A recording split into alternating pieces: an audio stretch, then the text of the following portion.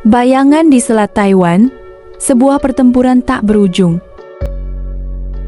Bayangkan sebuah pulau kecil, Taiwan, berdiri teguh di tengah samudra, hanya selat sempit yang memisahkannya dari raksasa di seberang, Republik Rakyat Tiongkok.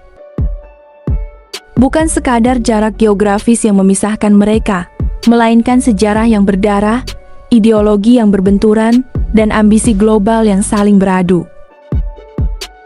Kisah ini bukan sekadar tentang tanah dan perbatasan. Ini adalah pertarungan abadi antara dua Cina, sebuah drama geopolitik yang terus berlanjut hingga hari ini.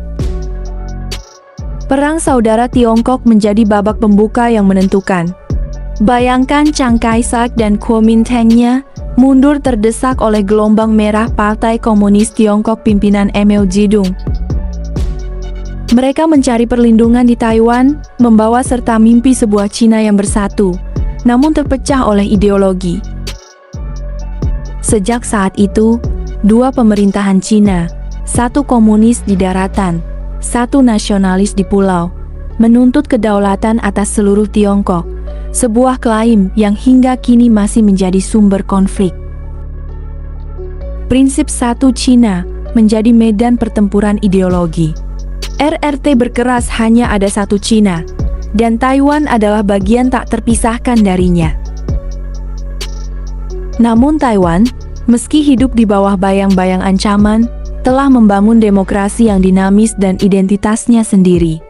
Banyak negara mengakui RRT, namun diam-diam menjalin hubungan dengan Taiwan, menciptakan realitas politik yang penuh teka-teki. Amerika Serikat muncul sebagai penjaga keseimbangan yang penuh ambiguitas. Dulunya mendukung KMT, AS kemudian mengakui RT pada ke-1979, namun, kebijakan ambiguitas strategis tidak secara jelas menyatakan akan ikut campur jika RRT menyerang Taiwan, menciptakan ketidakpastian yang menggantung seperti pedang Dameklis di atas kepala Taiwan. Apakah AS akan turun tangan? Pertanyaan ini terus menghantui, mempengaruhi perhitungan strategis semua pihak. Keterkaitan ekonomi RRT Taiwan menciptakan ikatan yang rumit. Taiwan, pemasok teknologi penting bagi RRT, menciptakan ketergantungan timbal balik.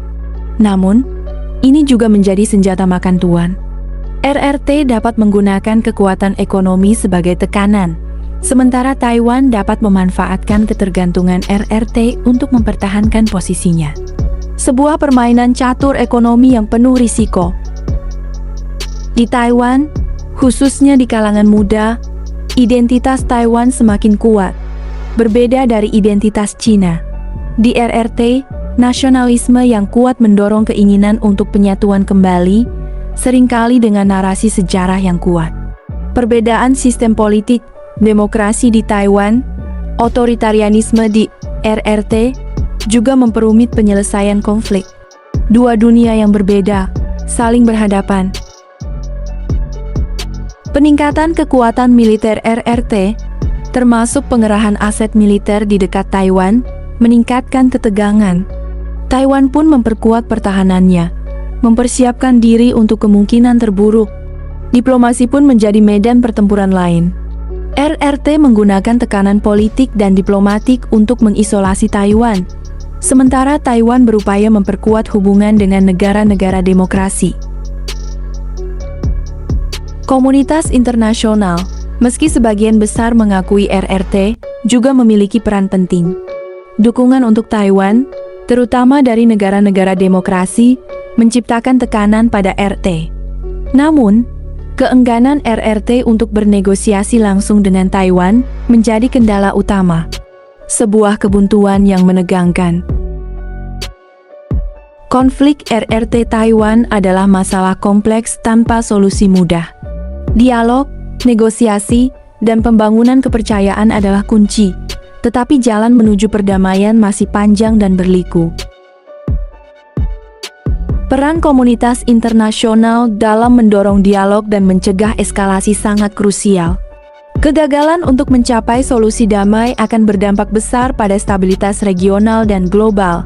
Kisah ini masih berlanjut, dan masa depannya masih belum pasti, dibayangi oleh bayangan di Selat Taiwan.